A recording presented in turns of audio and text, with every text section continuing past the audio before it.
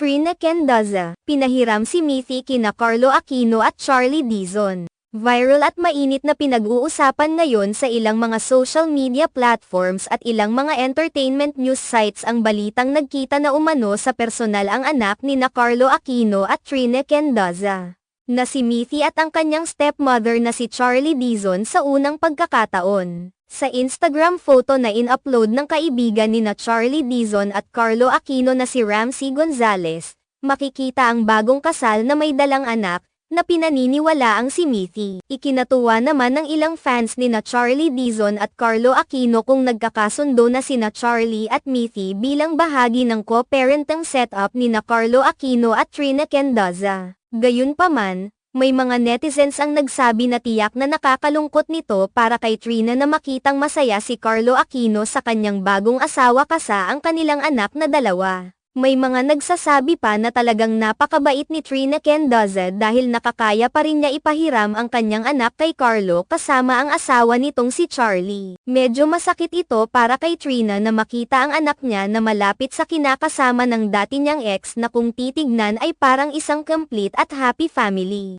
Samantalang siya ay nag-iisa lamang at wala naman magawa dahil iniisip niya ang anak na si Mithy ang karapatan ng bata. Lalong humanga ang maraming mga netizens kay Trina Kendaza dahil sa pagiging matiisin niya at sa pagmamahal niya sa kanyang anak na pinili niyang makasama pa rin ito ni Carlo Aquino para hindi maramdaman ng bata na wala itong ama. May mga naghinala naman na baka natatakot si Trina Kendaza na muling sampahan ng kaso ni Carlo Aquino sakaling hindi niya ito ipapahiram sa aktor. Matatandaang nagsampa noon ng kaso si Carlo Aquino laban kay Trina Kendaza noong nakaraang taon para makakuha ito ng visitation rights sa kanyang anak. Sa isang nakaraang panayam, ipinaliwanag ni Trina kung bakit tutol siya sa posibilidad ng pagkikita ni na Mithy at Charlie.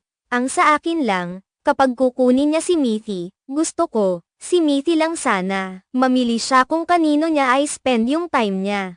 Sa daughter niya, sa new girl niya, or sa friends niya. I think Mithy doesn't deserve na may kaati sa time, pagpapaliwanag niya. Respect na lang sa akin, na huwag munang ipakilala si Mithy sa mga panibagong partner.